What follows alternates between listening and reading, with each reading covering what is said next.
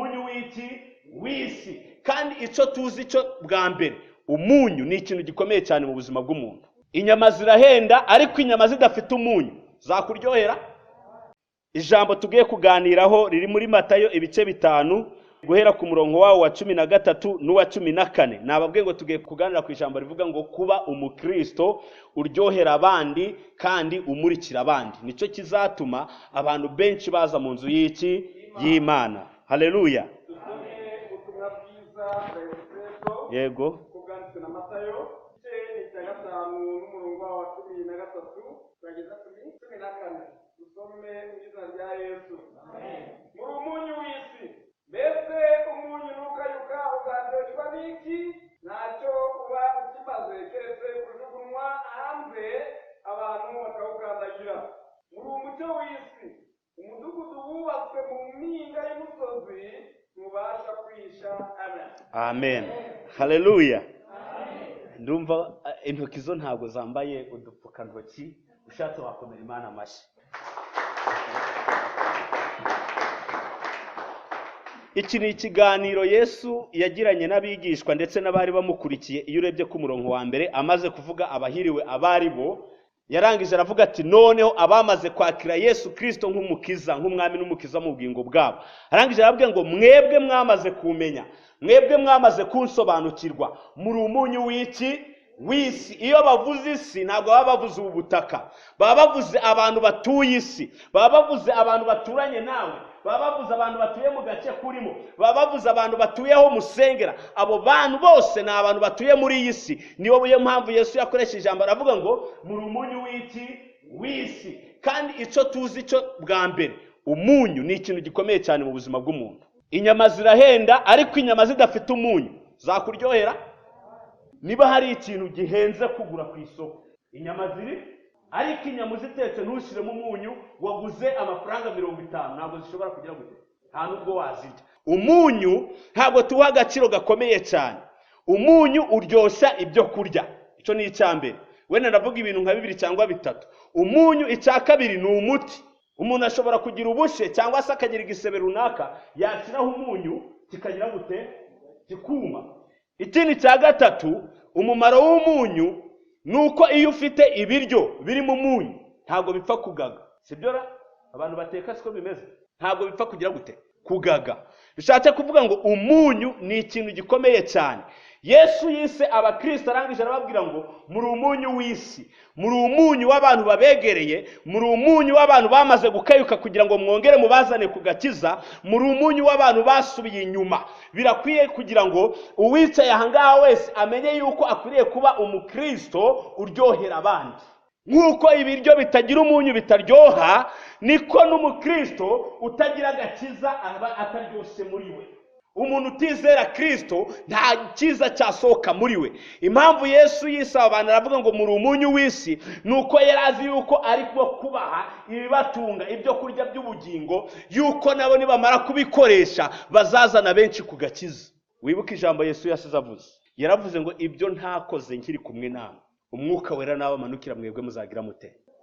Haleluya. Ibyo nibyo bigaragaza umukristo nyakuri, ugenda hirya no hino akaryohera abandi kugira ngo abazane kugakiza. Iri jambo kuryohera abandi narigereranya n'amagambo aturuka mu kanwa kacu. Amagambo aturuka mu kanwa kacu ashobora kuzana benshi kugakiza cyangwa se agakumira benshi kugakiza. Aho utuye muri karitsiye birashoboka yuko uturanye n'abatari bakizwa, ariko nubagira amagambo aryoshe ukabagaburira umunyu uryohereye uzazana benshi kugakiza. Avuga ngo amen. Niko bimeze. Amagambo aturuka mu kanwa kacu. Yakobo we yaravuze ngo ijambo rimwe rishobora gutwika isi yose, ngo ijambo rimwe ryatwika ishyamba ryose, ngo kuko ururimi rumeze nk'iki, kigishashi, bimeze nk'umuriro ugira gute, utwika. Uwo muriro utwika rero uwutwikishije neza, ugatwika imitima y'ubwoko bw'Imana, ugatwika imitima y'abaguturiye, ugatwika imitima y'abasambanyi, ugatwika imitima y'abajura, abo ngabo wabazana kugakiza. Kandi icyo ni Imana idushakaho. Haleluya. Yesu yaravuze ngo muri umunyu w'isi, mbese umunyu nukayuka uzaryoshwa n'iki? ahubwo ikibazo gihari twakwibaza ahangaha ni ikibazo kibaza ngo mbese twebwe twicaye ahangaha ubwacu turi umunyu muzima cyangwa turi umunyu wakayutse? kubera iki nturana na mugenzi wanjye imyaka 5 igashira akaba atazi Imana kandi njyewe nzi Imana? Mbese ndi umunyu muzima cyangwa ndi umunyu wakayutse kuri we? Icyo ni ikibazo dushobora kwibaza. Umunyu wakayutse wabasha kuryoshya ibyo kurya? Ntabwo bishoboka. Tube abakristo baryoherera iki? Abandi.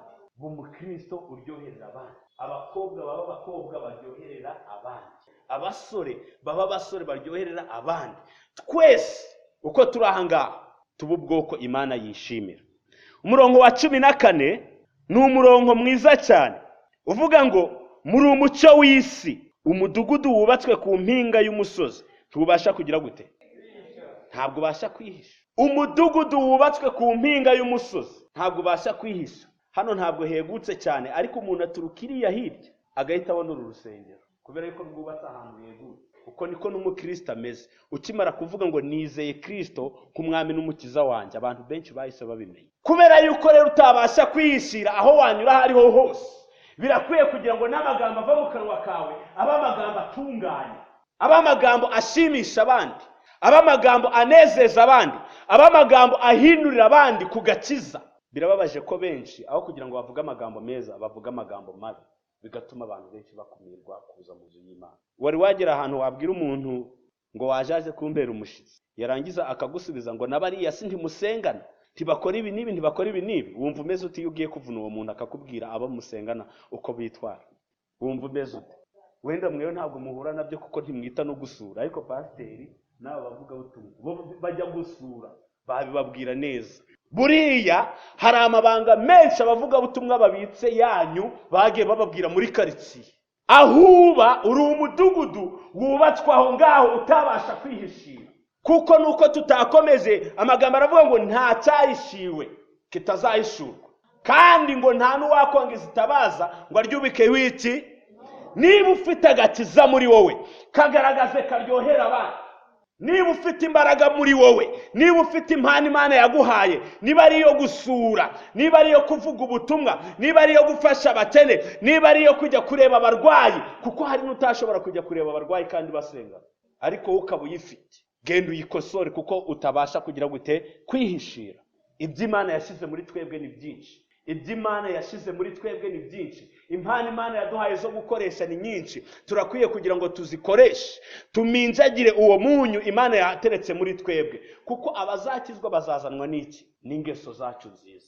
Bazazanwa n'amagambo ava muri twebwe. Bazazana nuko twebwe twabashije kubaryohera. Haleluya.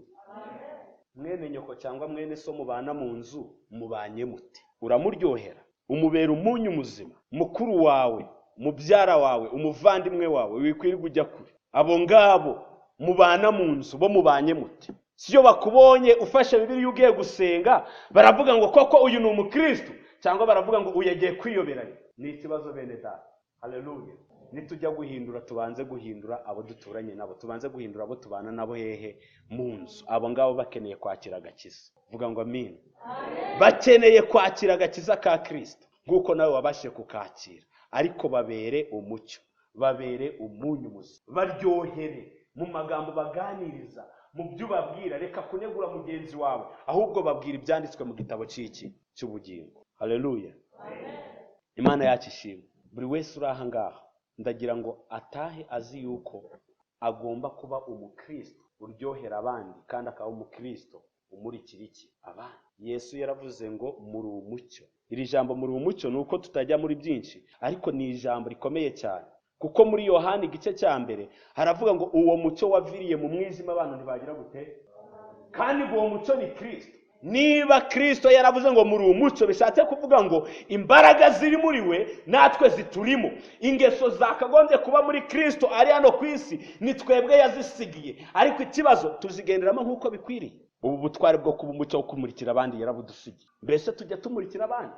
Hari abantu benshi bamaze gusubira inyuma, bamaze gukayuka, kandi bamwe turabazi, bamwe tunaraturanye. Kuki utafata iya mbere ngo abo ngabo ugende ubabwirize, ubabwire ngo ku cyumweru muzaze murebe imbaraga z'Imana, kuko mu nzu y'Imana harimo imbaraga zidasanzwe. Haleluya. Salomo we amaze kuyubaka yaravuze ngo nuzayirebesha amaso gusa uwo nguwo uzamuhereza umugisha. Uzibuka inzu yawe ari mu bunyage, uwo nguwo ngo uzamutabare ave mu bunyage asubire muri Isirayeli. Izo ni imbaraga ziri mu nzu y'iki y'Imana. Yesu arangije aravuga ngo muri umucyo w'iki, kandi umudugudu wubatswe ahantu ku kanunga k'umusozi ntabwo ubasha kugira gute, nta hantu twakwihisha. Twaramaze kwakira Yesu, ahubwo icyo dusaba muri iyi minsi ni ukugira ngo buri wese yegere inzira y'agakiza akora icyo yamuhamagariye. Vuga ngo amen. Imana ibahereze umugisha. Icyo nari ndimo kugusaba kuri uyu munsi ni ukugira ngo ube umukristo uryoherera abandi, nibwo uzagarurira benshi ku gakiza. Imvugo yawe yazana benshi utabizi. Hari amakamba tuzambikwa tutazi ko twakagombye kuyambika. Ushobora kuba ugenda muri karitsiye wabona umukecuru aratambutse yikoreye ukamwakira. Ayo yose ni imigisha Imana iri kugira gute, iri kuguha, kuko abakuvuga neza baragenda bakiyongera, ababona ingeso zawe bakagenda bakiyongera. Benshi bakumva basengera nawe usengera, nubwo wenda batahaza bakajya gukirizwa ahandi, ariko inkomoko yo gukizwa kwabo ikaba wowe. Niba ushaka kuryohera abandi, ushaka kumurikira abandi, fatanya nanjye uhaguruke ku birenge byawe dusenga Imana. Mana Data wa twese ugira neza, uri Imana ikomeye cyane, uri Imana ihambaye. Ku musozi abantu benshi baragukurikiye, bahageze ubabwira abahiriwe abari bo, umaze kubigisha kuko harimo abazi kukwakira. Urangije urababwira ngo nuko noneho mugende mumurikira abandi bose nabo bave mu mwijima, mugende mumurikira abandi bave mu byaha nkuko namwe muvuye mu byaha. Mugende mubabere umunyu uryohera, mugende mubabere uburyohe. Natwe kuri uyu munsi ijambo ryawe rigeze mu matwi yacu, reka ribibwe mu butaka bwiza, rigende ryera imbuto. Uwicaye ahangaha wese agende yegera abakiri mu mwijima, ababere urumuri, ababere umunyu uryohera, ababwira ubutumwa bwiza bw'agakiza, ababwira ubutumwa bwiza bwo kubohora, ababwira ubutumwa bwiza bw'ubugingo buhoraho. Benshi bakira agakiza baze mu nzu yawe. Urakoze kubw'uyu mwanya waduhaye, ni benshi batawubonye. Tugukomeye amashyi kuko uri Imana. Amen.